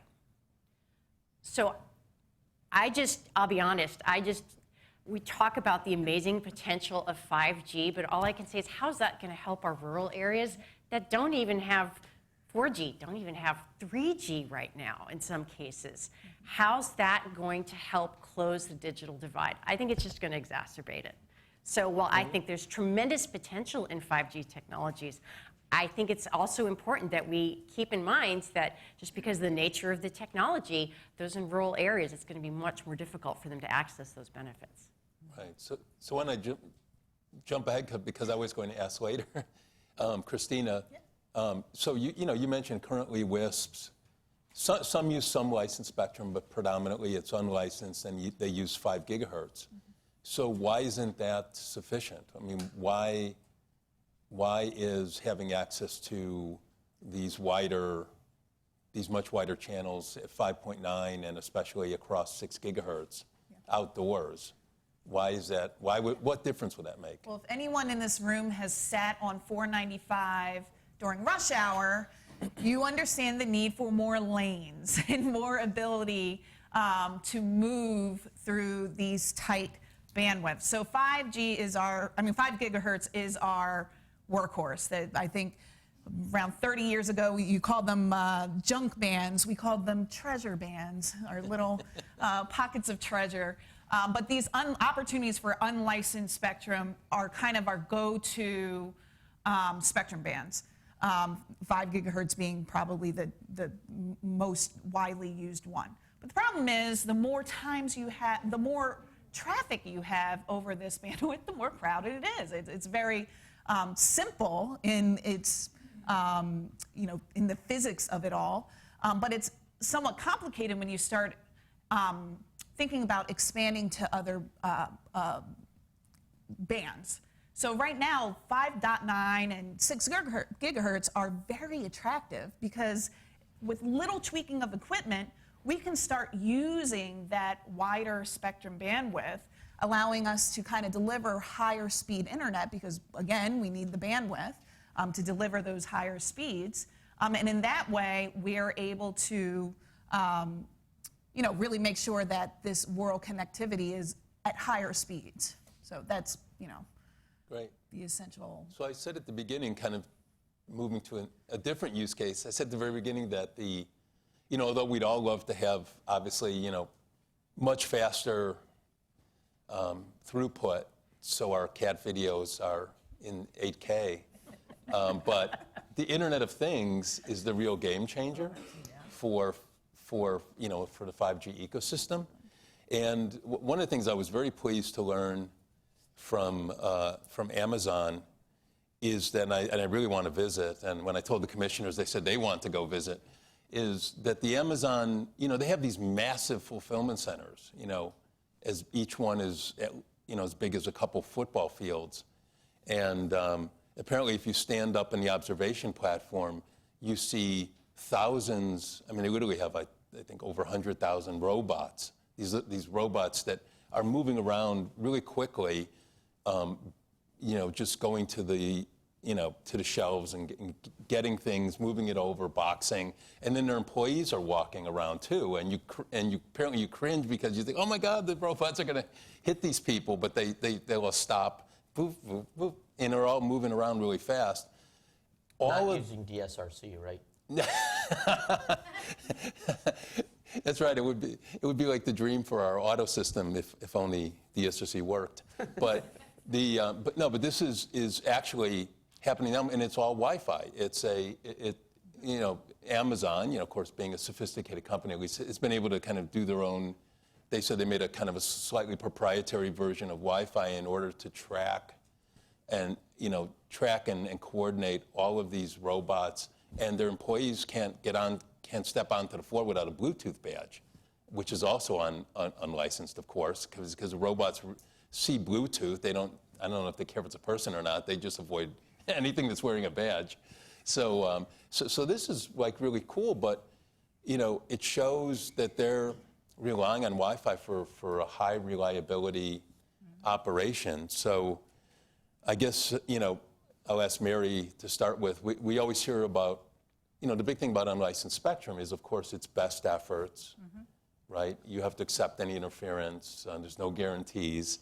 So to what degree will other businesses be able to rely on Wi-Fi 6 for more important operations, and why is it different than what we have today? Yeah.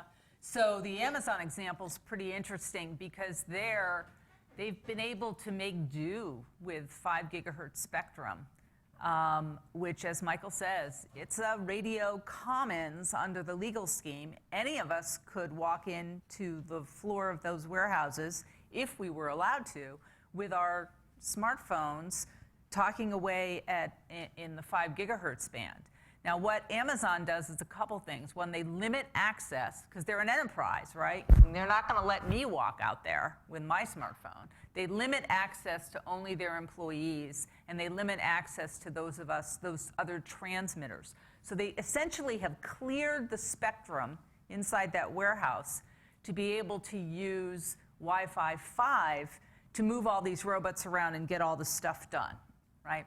What will happen with Wi-Fi 6 is that becomes much less of a problem, because now with Wi-Fi 6, the spectrum becomes more, quote unquote, deterministic, right? So instead of Wi-Fi broadcasting around the warehouse, sending out signals to the robots, and every single robot hears what every other robot is being told to do, now we're going to have Wi-Fi devices, client devices in those robots or other kinds of client devices, and that signal is going to go right to them, right? Only to them.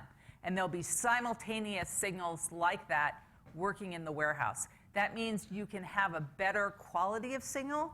It's going to go further than the Wi-Fi 5 signal, and is going to be able to perform much better in these Internet of Things, industrial automation kind of environments. So it's a big game changer for Wi-Fi. This is truly a revolutionary shift from 5 to 6. You know, everyone thinks that for many years, licensed spectrum was better. But what you see is by decentralizing control and allowing this unlicensed environment, you get a lot more innovation. Anyone, whether it's an Amazon or a Comcast or a WISPA member, can figure out, or a library or school, they can figure out how to use it within the bounds of the FCC, but those bounds are much broader, right? The protections are less, and those bounds are broader, so you can really do the innovation. And you don't need the FCC to mandate the protection. Amazon's able to control the environment and then innovate on that environment. And so over the years, I think, and this is why you see 2 commissioners who really, in a bipartisan effort, see the value of unlicensed spectrum. The thinking has evolved, where you don't need the FCC setting aside particular technology or a particular standard and mandating that here in Washington, but rather dispersing the control to the user, and the user then gets to use it and innovate on it. And it's really now probably, it's obviously the dominant technology used to access the internet, and now it seems like it's going to be a very dominant technology in innovation in the IoT space as well.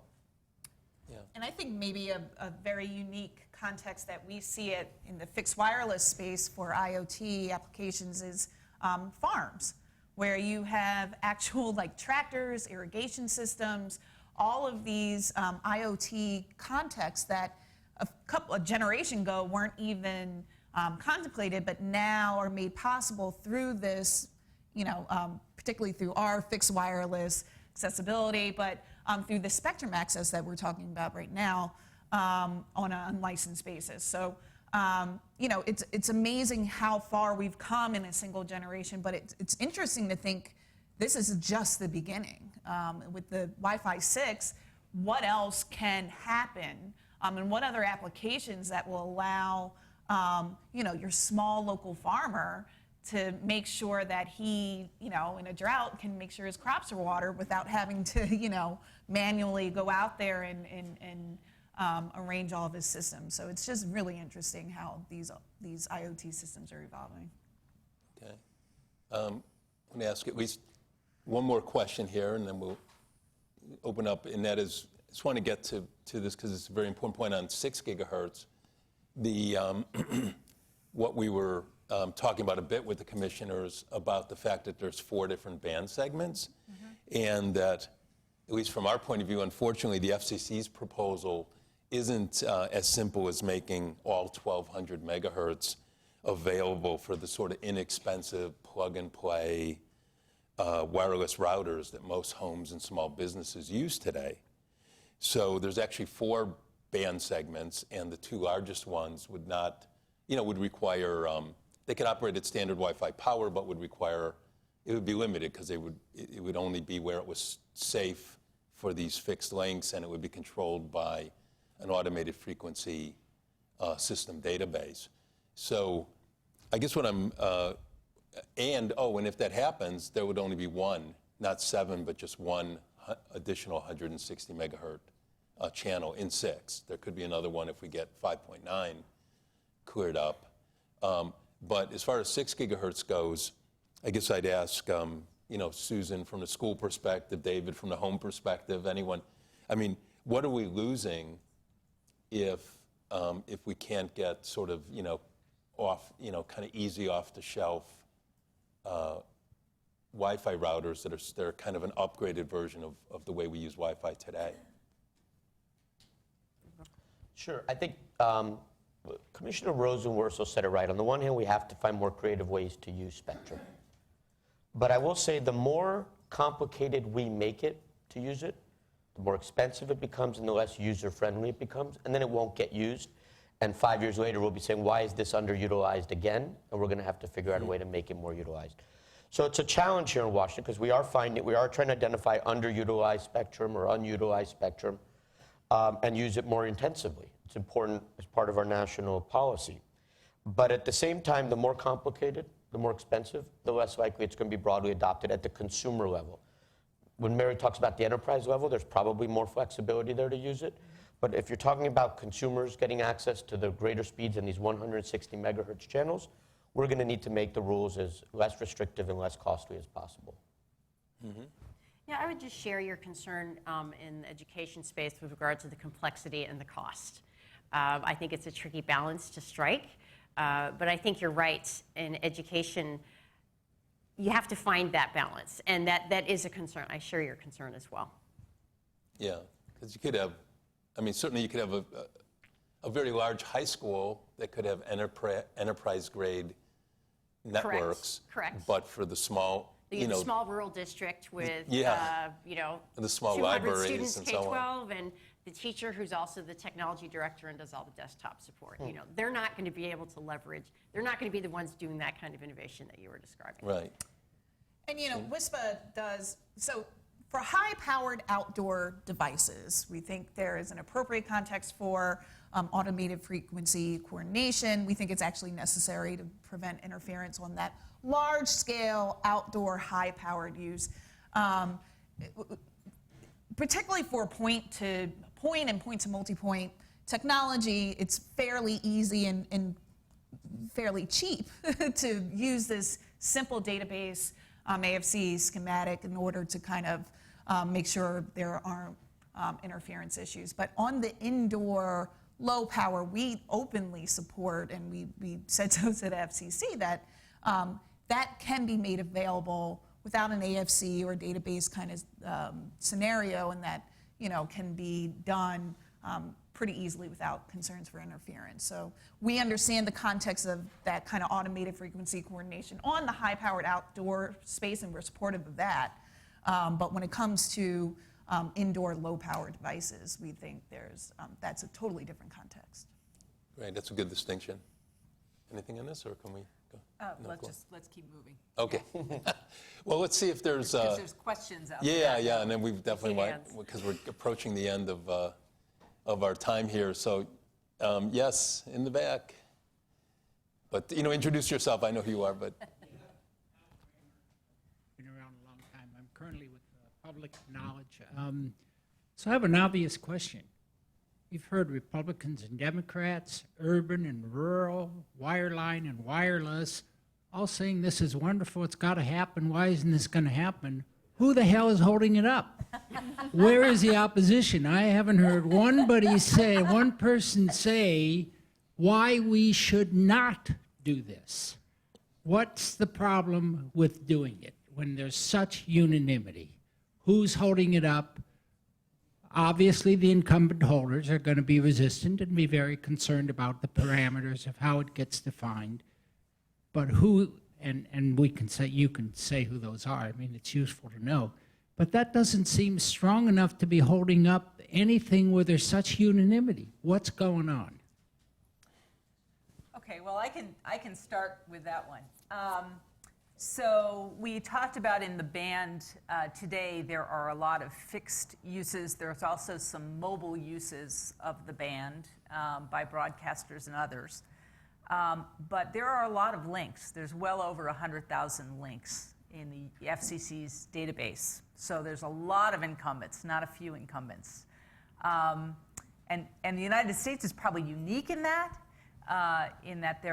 when we look around the globe, there are fewer incumbencies in Europe. There are some countries in the world where there are 0 incumbents. So it's our cross to bear. Many of those connections are now used in critical infrastructure and to keep critical infrastructures running and being responsive. So particularly in the electric utility industry, those communications links help the utilities keep their networks operable and stay within State Public Utility Commission and FERC guidelines for operability.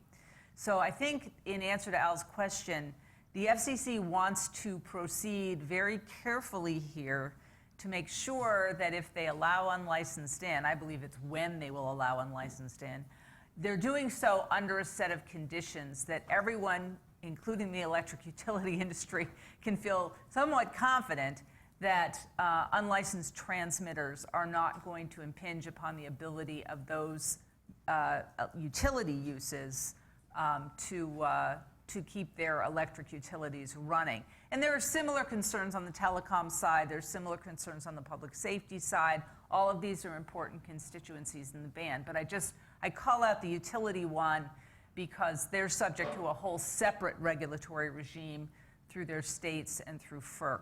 So I think all we're seeing now is that deliberation process happening at the engineering level.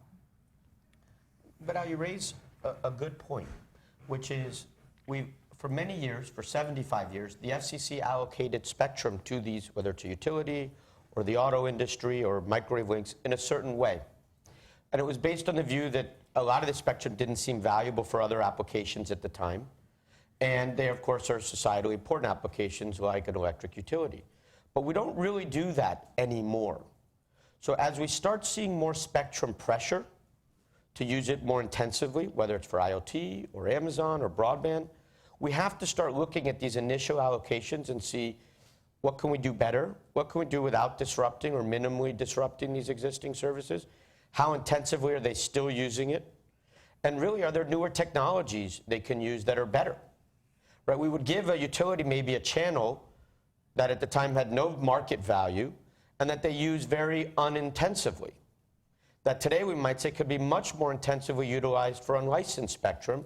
Is there a way for them to share with unlicensed? Can they use a commercial 5G network or an unlicensed network under the same rules as everybody else? And these are what Commissioner Rosenworcel and O'Reilly were talking about. We have to evaluate the nature of the incumbency. They do have certain rights, but we cannot be beholden to decisions that were made 75 years ago, 50 years ago, in a very different environment and in a very different policy. And that's the struggle and why it doesn't move as quickly as it probably should. Is there yeah, up here? Very Oh, hold on for the microphone just to... Lieutenant Colonel Lewis again. The question has to do with quality of service.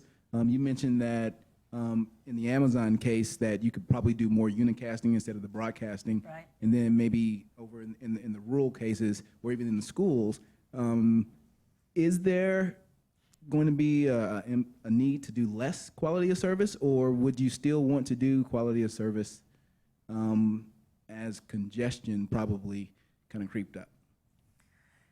So the deterministic nature of Wi-Fi 6 is intended both to ensure that that link to the client device is a higher quality of service, but it also enables spectrum reuse. It gets everybody off the air more quickly, and it allows the spectrum to be used more intensively. One other aspect, though, of Wi-Fi 6 is that we've gone back to the 2.4 band, that original junk band, which pretty much had been abandoned, not abandoned, but Highly congested. highly congested, It was not a place where enterprises wanted to put a lot of their traffic. Maybe not a place where Comcast would want to put a lot of traffic, because every time you light up your 2.4 on your Wi-Fi, you see 80 or 100 networks. But we're going to be able to repurpose that with Wi-Fi 6 for Internet of Things. Now, not for low latency, right? But a lot of sensor technology and other Internet of Things can still run on 2.4 with the Wi-Fi 6 technology that's being introduced. Mm-hmm. Yeah, and then one last one, because we're over time. You could make it quick, and then we'll have a quick response and we'll adjourn. Absolutely. Albert Maxwell, I'm here on behalf of Arizona State and some graduate and PhD students. And I worked with Waymo for the past 2 years, and now with Toyota Research Institute and their autonomous vehicle department. I was curious if any of you could speak on how 5G is actually going to connect the overall different socioeconomic communities, I'll say just within the United States, or do you foresee this sort of level of innovation on this scale to inevitably leave some groups behind, shall I say? Anybody? We're biased, so. Oh, that's good. We're biased. I mean, I don't think there's any intentional leaving communities behind. I do believe in the altruistic sensibilities of the carriers and making sure that they're going to deploy internet. Everybody's going to have 5G connectivity, and the world's going to be changed. When we talk about the practicalities of those promises, we're at least in the fixed wireless kind of industry, we know how this stuff works in determining the last mile connectivity and the infrastructure needs that surround that. And we just aren't 100% sold on the promise of 5G connectivity, particularly for that last mile in the rural context. I don't know if anybody has any other thoughts on an urban context, but at least within the rural communities, we have some concerns about the overselling of this commitment to deploy within, I think, something like 3 years. We have concerns. So in the meantime, we're deploying, we're there, and given the conversation we just had about unlicensed spectrum and the hopeful unanimity on this issue, we're hoping that we'll be able to fill that last mile gap along with existing wireline infrastructure, et cetera. I think our industry is not entirely convinced that 5G is the panacea that the world was looking for. And I would just add also, as someone who's very attuned to the digital divide, because one thing when you work with schools, you work with all schools, and that covers the entire breadth and depth and diversity of our country, is in rural areas, there are a lot of times people don't have access because it's not available or because it's too expensive, but that brings home another cost, price. And that there are a lot of communities where people just can't afford to have internet access. And we can go down a whole other rabbit hole and talk about that aspect of the digital divide. But unless the carriers are going to be offering 5G connectivity for free to anybody who wants it, that digital divide is still going to exist. And that's something that we have to come to terms with as a nation. And I would just add, you put your finger on a very important policy debate that has been taken up in Washington, and you see it playing out in the Sprint T-Mobile merger and the commitments that T-Mobile's trying to make there. You see it in AT&T FirstNet trying to cover the country for public safety. So I'll just leave you with one fact. By 2023, Cisco is projecting globally 3.4% of mobile connections will be 5G. 3.4%. So a lot of hype around 5G, but I think we need to keep in mind that it's going to take a while for that ecosystem to ramp up. By 2023, the 4G ecosystem globally is still growing, still going strong. It is the dominant ecosystem. So it's going to take a while, but these are important questions to be talking about. Thank you. Yeah, and kind of going all the way back to the beginning, it's like a simple thing, like whether it's mobile 5G or whether it's Wi-Fi, you don't have it unless the backhaul, right? Unless there's unless there's fiber, if not to that building, certainly very close by.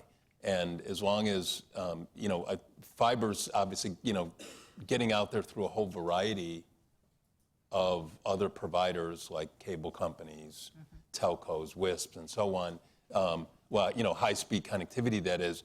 And anyone who has access to that, it's going to be maybe less in rural areas, but to the extent you have it, then you won't have any bottleneck to the distribution of that to all your devices indoors, as long as you have plenty of spectrum for Wi-Fi. So with that, I'll thank you all, for those of you who hung on till the end. Thank our panelists. And we'll see you at our next event. Thank you.